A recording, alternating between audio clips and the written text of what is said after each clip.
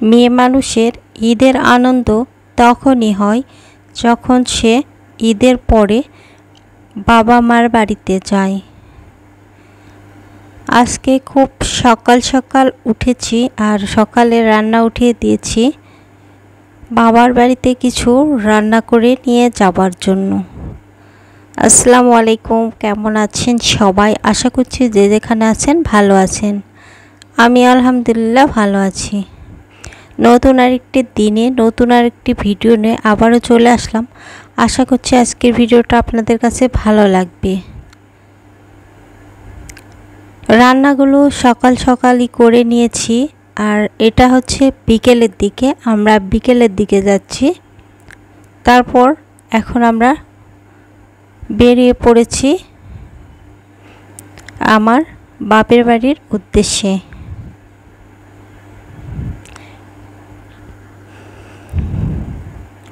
প্রত্যেকটা মেয়ের কাছে ঈদের পরে বাপের বাড়ি যেতে অনেক বেশি আনন্দ হয়, আমিও তার থেকে ব্যতিক্রম না।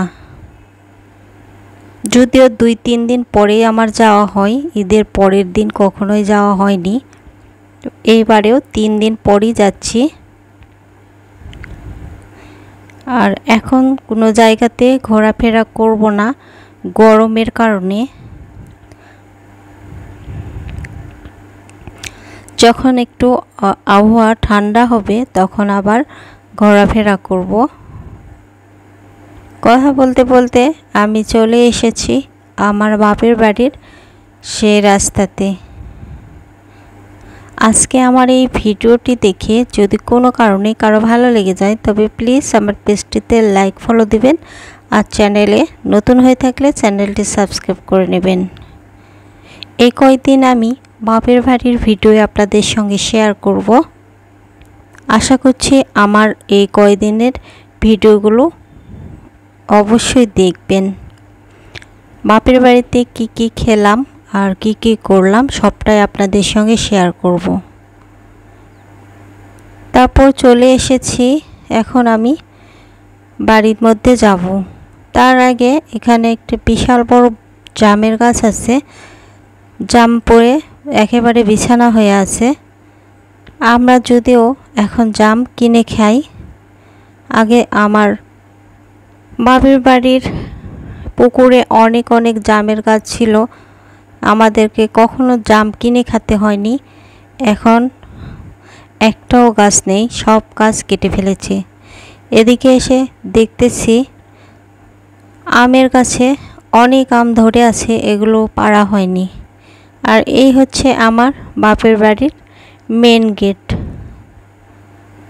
3টা দরজা পেরিয়ে তারপরে আমার বাপের বাড়ির ভিতরে যেতে হয়। আর আমার বাপের বাড়িটা একেবারে সম্পূর্ণ মাটিতে তৈরি। তারপরও কেন জানি অনেক বেশি গরম ছিল এইবারে। যে কদিন থেকেছি একদমই ভালো লাগেনি গরমের কারণে। আর বাপের বাড়ি আসলে তো খাওয়া আর ঘুম এছাড়া কোনো কাজ থাকে না।